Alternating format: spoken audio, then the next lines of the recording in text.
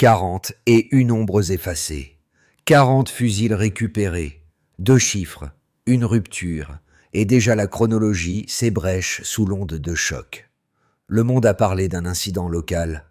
Pourtant, à Jerry Forest, le Sahel changeait silencieusement d'orbite, recalant sa gravité autour d'initiatives nées sur place, sans prothèses extérieures. Pourquoi la trace d'Ibrahim Traoré demeure-t-elle quand les vidéos s'évaporent et que les plateformes gomment les pixels?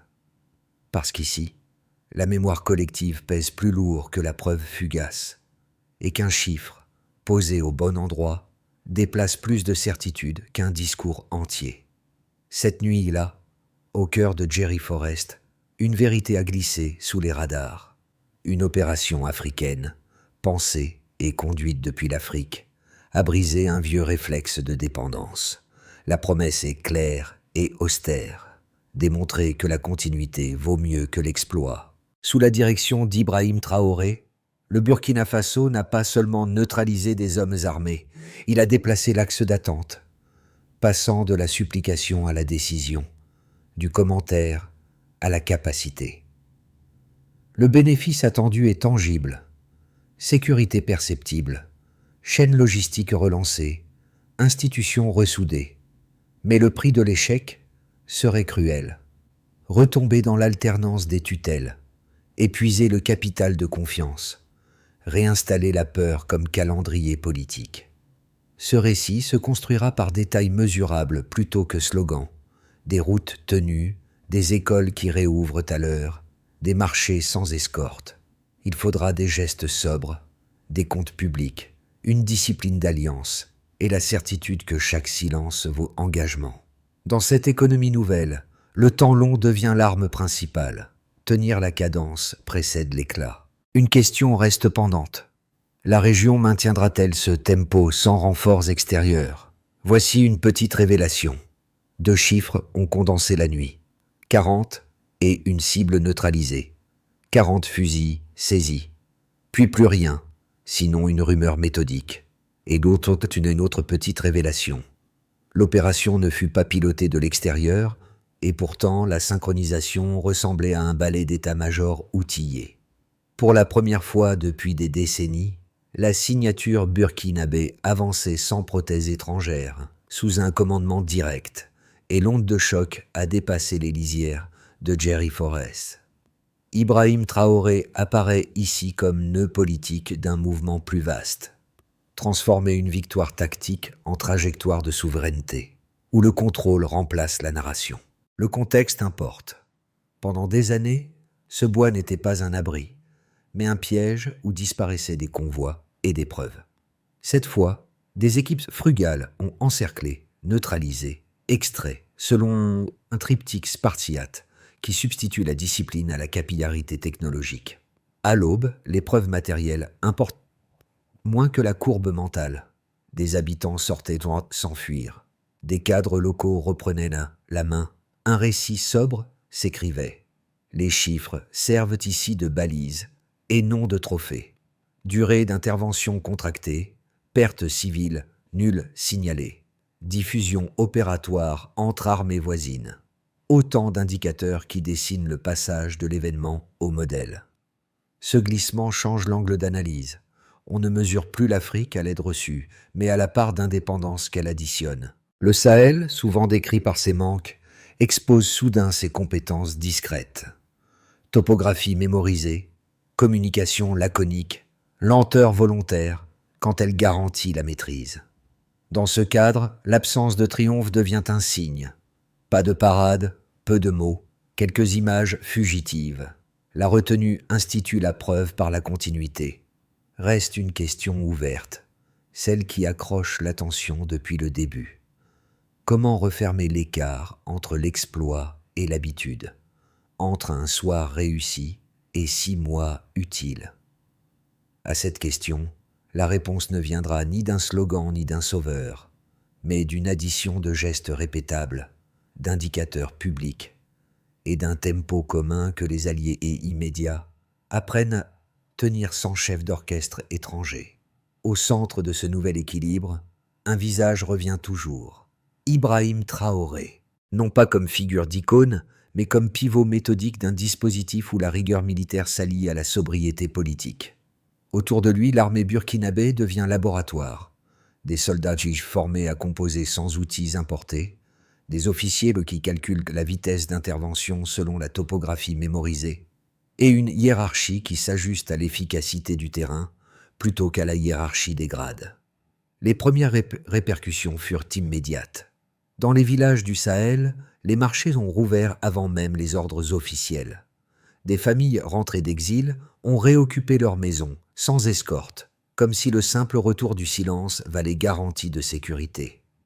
Les images captées par les témoins, quelques secondes avant d'être effacées des réseaux, montraient moins une victoire qu'un apaisement. Ce calme brut, presque irréel, symbolisait la promesse d'une stabilité sans intervention extérieure.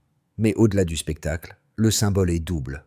Chaque pas dans la poussière raconte une récupération d'autonomie. Chaque maison rallumée, une victoire sur la peur. Ce glissement, discret mais radical, renverse la logique d'attente. On ne cherche plus à plaire aux bailleurs. On bâtit pour durer. Et dans cette mutation silencieuse, l'Afrique centrale expérimente une autre forme d'autorité. Non plus celle qui s'impose, mais celle qui se mesure à la cohérence du réel. Ainsi, sous le regard d'Ibrahim Traoré, le Burkina Faso ne s'arme plus seulement contre un ennemi. Il s'équipe d'une mémoire collective, d'une discipline patiente, d'un sens commun du possible. Et alors, la souveraineté ici n'est plus un slogan, c'est un rythme. Tout commença dans un silence d'acier. Sous une lune basse, les colonnes burkinabées progressaient, lentes, méthodiques, dans la poussière rouge de Jerry Forest. L'ordre était limpide. Encercler, neutraliser, extraire. Aucune ligne de secours, aucun regard vers l'extérieur. Sous le commandement d'Ibrahim Traoré, l'opération Sunstorm devait démontrer ce que signifiait agir sans assistance étrangère. Prouver que la coordination africaine pouvait s'autosuffire. À 23h42, les premières escouades fermèrent la lisière nord. Les communications, brèves, codées, avaient la sécheresse d'une prière. Les tranchées ennemies s'effondrèrent dans une succession de rafales, comme si la terre exhalait 20 ans de peur comprimée. Les drones improvisés au-dessus de la canopée n'étaient pas des modèles importés. Ils transmettaient une topographie mentale apprise par cœur. En moins de 40 minutes, 3 axes convergèrent, verrouillant l'espace. Puis vint le tonnerre. Des explosions nettes, rythmées, dessinant dans la nuit une ligne rouge visible jusqu'aux collines de Fadangourma. À l'aube, le silence revint. Le sol fumait encore. Sur la terre, 40 fusils, 90 chargeurs, un lance-roquettes, une mitrailleuse, PKM. Mais ce n'étaient pas les armes qui comptaient, c'était la cohésion. Chaque soldat savait qu'il participait à une bascule, celle d'une armée africaine redevenue son propre centre de décision. Les habitants sortirent sans crainte, offrant de l'eau, du pain, des gestes simples. Une vidéo circula brièvement. Des soldats et des civils côte à côte, sans discours, sans drapeau. Puis elle disparut, effacée par les plateformes, comme si l'ombre des puissances anciennes voulait recouvrir la lumière nouvelle. Pourtant, quelque chose s'était gravé. Les analystes parlèrent de coordination imprévue, les chancelleries, de dissonance stratégique. Ce que beaucoup croyaient, un sursaut isolé, devenait une doctrine. Agir localement, communiquer discrètement, démontrer par le terrain. Dans les jours suivants, le message atteignit Ouagadougou. Mission accomplie, localement. Aucune conférence de presse, aucune image triomphale. Seulement 3 mots, sobres, qui suffisaient à redéfinir le rapport de force. Sous le regard d'Ibrahim Traoré, le Burkina Faso ne cherchait plus à être perçu. Il cherchait à durer. Ce tournant transforma la peur en méthode.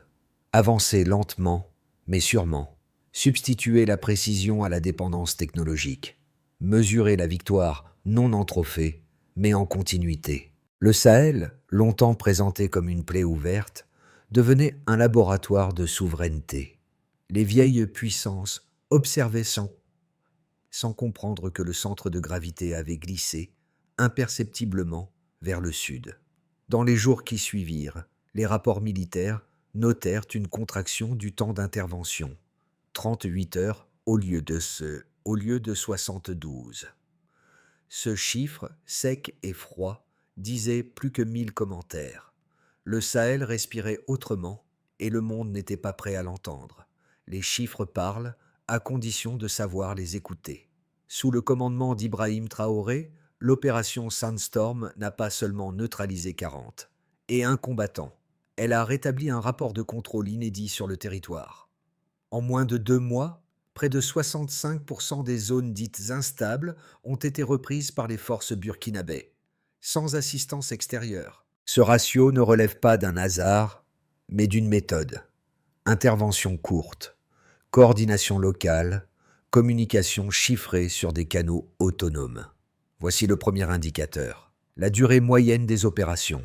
Elle s'est passée de 72 heures en 2022 à 38 heures lors de Sandstorm, soit une contraction de 47%. Cette baisse ne traduit pas une hâte, mais une meilleure synchronisation. Les unités opèrent sur des microsegments mémorisés, réduisant la latence entre observation et action. Le temps économisé équivaut à un gain de réactivité stratégique, moins d'exposition, plus d'efficacité. Et le deuxième indicateur, le taux de dommages civils. Sur plus de 400 personnes recensées dans la zone, aucune victime collatérale confirmée. Un résultat rarissime à cette échelle. Un officier proche d'Ibrahim Traoré l'a résumé ainsi. Nous avons ralenti pour mieux maîtriser. Cette lenteur choisie, souvent incomprise à l'extérieur, prouve qu'une armée africaine peut concilier rigueur et précision. Derrière ce zéro symbolique, une philosophie se dessine. La souveraineté ne vaut que si elle protège ses habitants. Enfin, le troisième indicateur, la diffusion régionale du modèle. En moins de 90 jours, 3 pays, Mali, Niger, Burkina Faso, ont adopté la même grille tactique, communication cryptée, logistique endogène, commandement intégré. Les observateurs étrangers ont parlé de mystérieuse interopérabilité, ignorant que cette cohésion n'est pas un miracle, mais une traduction culturelle. Se connaître vaut mieux que s'équiper.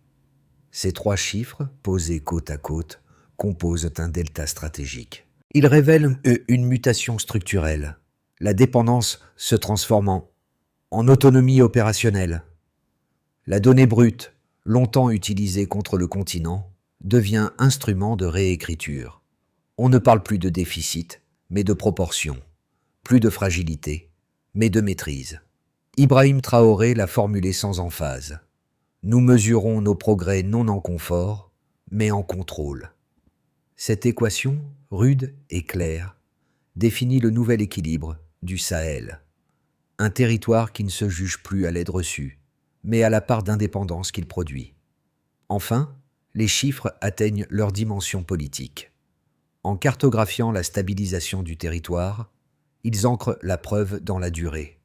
Chaque pourcentage conquis devient une borne, chaque minute gagnée, un argument, chaque silence civil, une victoire. Et tandis que les observateurs scrutent les graphiques, le Sahel, lui, avance, lentement, avec cette obstination des peuples qui refusent de retomber dans la dépendance.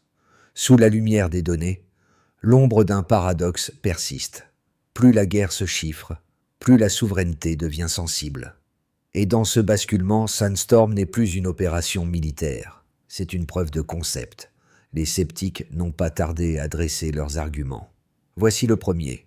Sans soutien logistique étranger, le Burkina Faso ne pourrait pas maintenir l'intensité de ses opérations. Et le second, l'isolement diplomatique, conduirait inévitablement à l'épuisement économique et moral. 2 thèses qui semblent rationnelles, mais que les faits, sous la houlette d'Ibrahim Traoré, viennent méthodiquement contredire. Face au manque d'équipement, la rusticité est devenue ressource. Les convois roulent plus lentement, mais reviennent intacts. Les armes sont anciennes, mais les gestes précis. Ce que l'on appelait jadis pauvreté matérielle se mue en discipline tactique. Moins d'appareils, plus de coordination. Les communications locales remplacent que les réseaux importés et la lenteur devient un outil de contrôle. Quant à l'isolement diplomatique, il s'est métamorphosé en synergie régionale. La création de l'Alliance des États du Sahel, AES, a inversé les hiérarchies. On consulte désormais Bamako avant Paris, Niamey avant Washington. Ce n'est plus un repli, mais une redéfinition du lien politique. Les échanges interarmés ont doublé, les formations communes se multiplient, et la cohésion interne s'est substituée à la tutelle extérieure.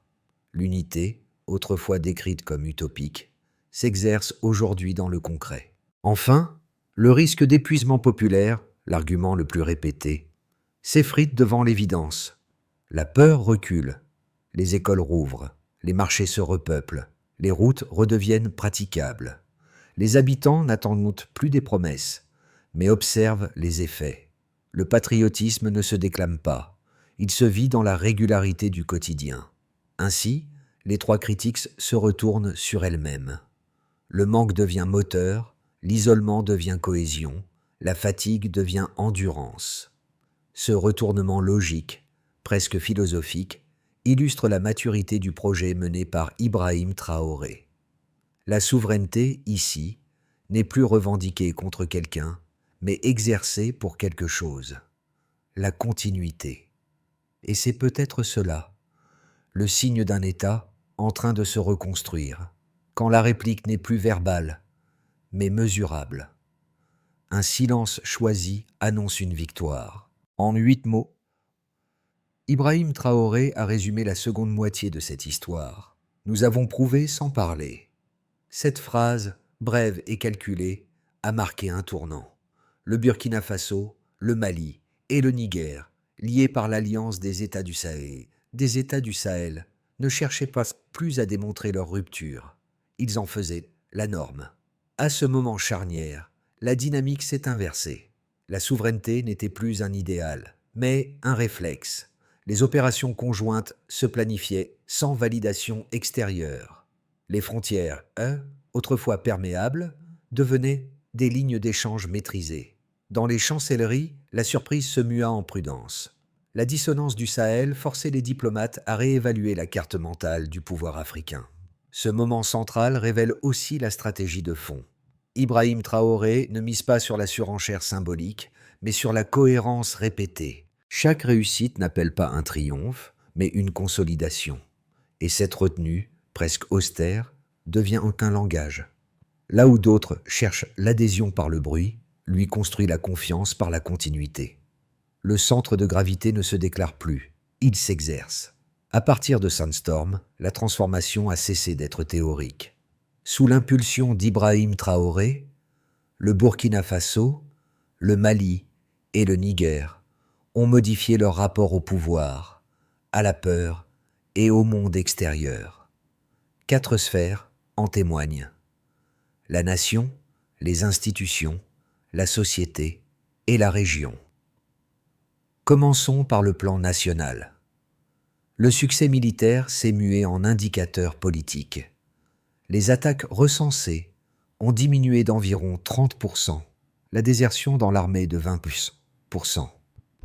Ces chiffres, modestes mais continus, redéfinissent la légitimité. Elle ne s'énonce plus, elle se prouve. Le pouvoir ne promet pas la paix, il démontre la sécurité. L'autorité repose désormais sur la vérifiabilité. Chaque progrès se mesure, chaque erreur s'assume.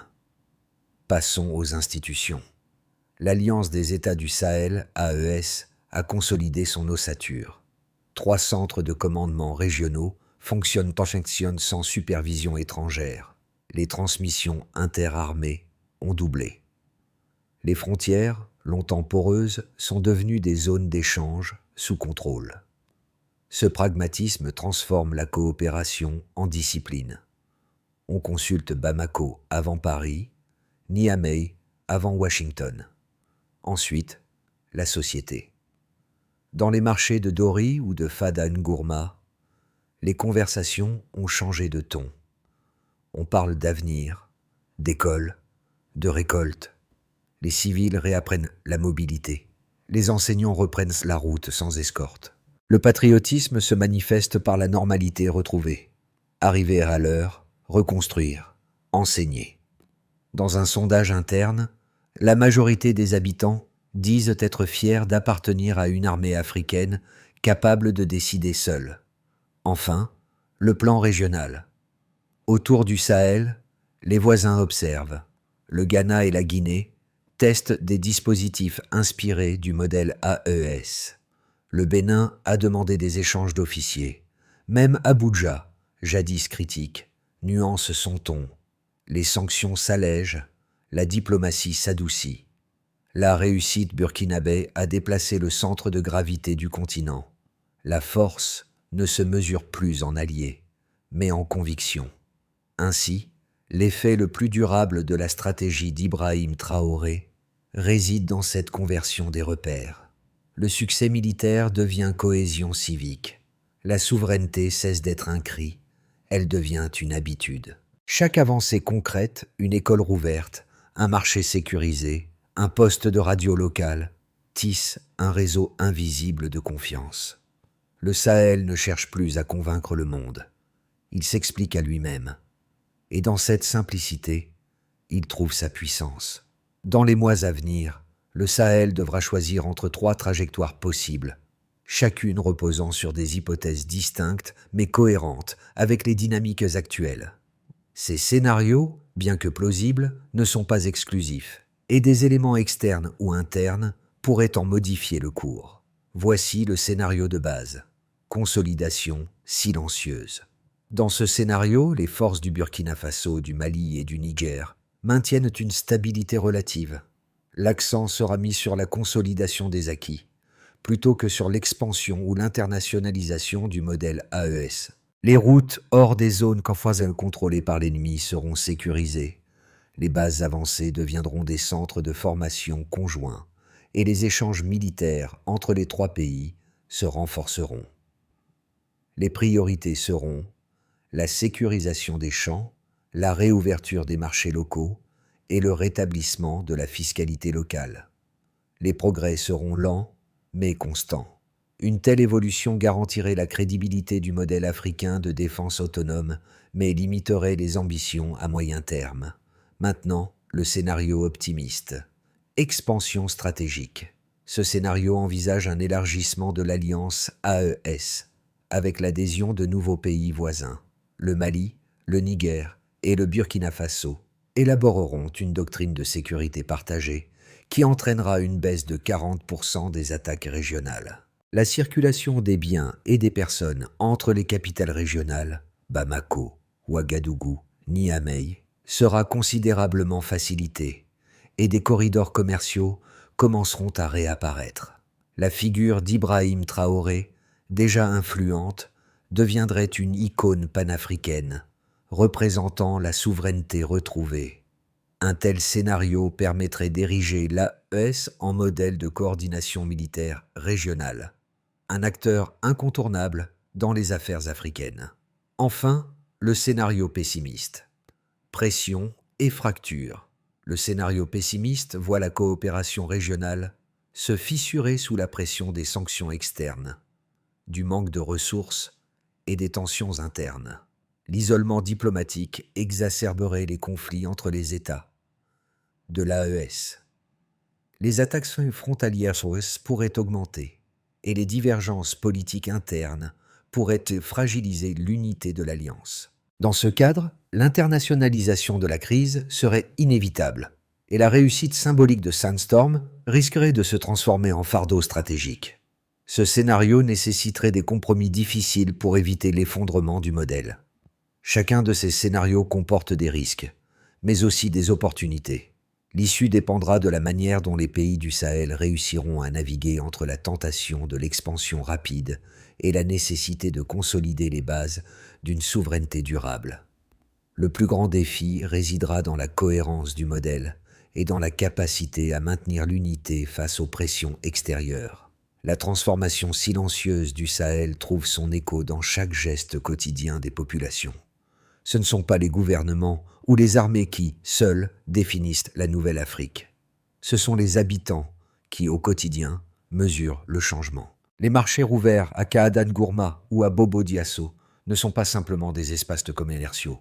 Ce sont des symboles. Ils incarnent la promesse d'un retour à la normalité, là où l'insécurité avait fait du commerce un luxe et où les militaires étaient plus visibles que les civils. Dans ces marchés, les échanges ne sont plus dictés par la crainte, mais par la confiance retrouvée. Les enfants, qui suivaient les convois armés d'une peur palpable, suivent donc désormais les mêmes chemins dans un calme retrouvé. Les écoles réouvrent également, et ce, sans escorte armée. Les enseignants reprennent leur travail, les élèves leur scolarité. Ce retour à la routine quotidienne est le véritable marqueur du progrès. Dans ces gestes simples, les populations réaffirment qu'elles ne sont pas des spectateurs passifs, mais des acteurs de leur propre destin. Le patriotisme ici ne se crie pas. Il se vit dans la simplicité des gestes et des actes.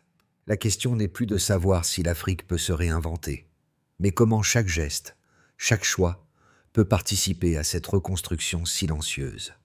À travers des actions petites mais significatives, les gens du Sahel marquent une étape vers la souveraineté.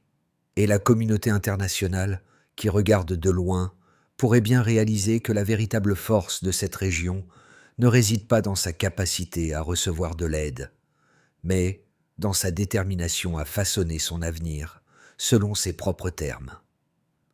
La route est encore longue, mais les bases sont posées.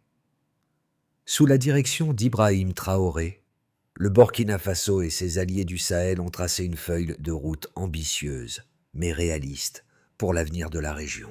Leur stratégie repose sur 5 axes essentiels: sécuriser, former, produire, connecter et mesurer. Voici le premier axe: sécuriser. Il ne s'agit pas simplement de renforcer la présence militaire sur le terrain, mais d'ancrer cette présence dans la communauté. Chaque poste militaire doit se transformer en centre de confiance pour la population locale. La sécurité n'est plus une simple déclaration.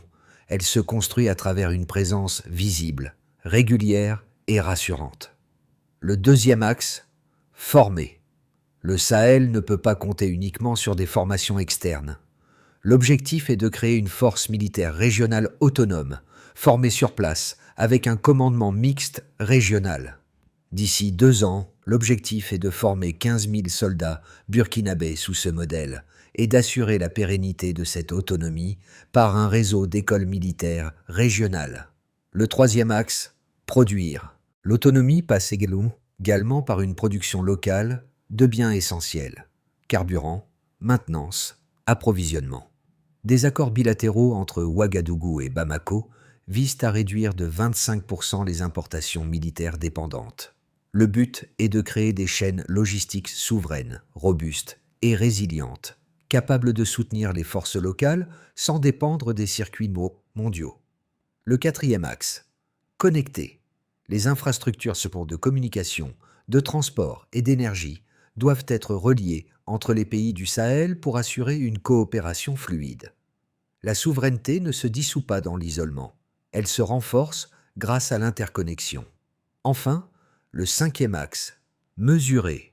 Pour garantir la transparence et la légitimité du processus, des indicateurs clairs et publics seront mis en place pour mesurer la sécurité, la reprise économique et le retour des civils. Chaque trimestre, des rapports publics permettront de suivre les progrès et d'ajuster les stratégies en fonction des résultats. Cette feuille de route n'est ni utopique ni parfaite, mais elle abat une qualité rare, la cohérence. Et dans un contexte où la défiance est la norme, la cohérence devient déjà une forme de victoire. Au milieu du tumulte médiatique, la véritable révélation ne réside pas dans les triomphes, mais dans la retenue. Pas de grande parade, pas de discours flamboyants, juste un peuple qui se redresse lentement, sans bruit, mais avec une conviction inébranlable. Ibrahim Traoré, en orchestrant cette résilience discrète, a redonné au Sahel quelque chose de plus précieux que la victoire militaire, la dignité. Chaque geste quotidien, chaque retour à la normalité témoigne de cette reconquête silencieuse. Ce n'est pas la guerre qui fait l'histoire du Sahel, mais l'acceptation calme du défi de se relever seul.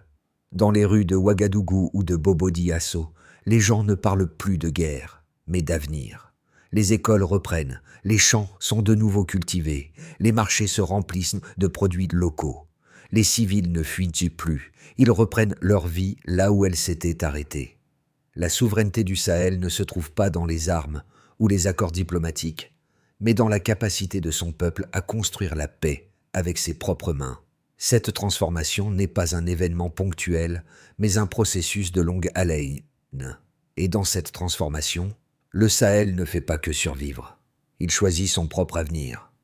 L'histoire du Sahel, telle qu'écrite par Ibrahim Traoré et ses alliés, n'est pas un récit de révolte, mais de reconstruction. Ce n'est pas une victoire qui se célèbre, mais une dignité retrouvée. La souveraineté du Sahel ne s'impose pas, elle se construit patiemment, à chaque étape, chaque acte, chaque jour. Le Sahel ne cherche pas à faire entendre sa voix dans le bruit du monde. Il parle à travers les actions de ses citoyens, de ses soldats et de ses enfants qui retournent à l'école. Cette transformation, silencieuse mais puissante, est un modèle de résilience. Elle repose sur une conviction simple. La souveraineté ne s'exporte pas, elle se conquiert et se cultive sur le terrain. Le Sahel montre au monde que loin des grands discours, ce qui compte, c'est l'action quotidienne. Ce qui compte, c'est de remettre le pouvoir entre les mains de ceux qui le méritent et qui en ont la capacité. Si vous croyez que l'avenir de l'Afrique se trouve dans la construction d'une autonomie durable, si vous croyez que chaque geste compte, alors suivez cette histoire. Soutenez cette voix silencieuse, mais inébranlable, parce que l'Afrique qui se lève est celle qui choisit son propre destin.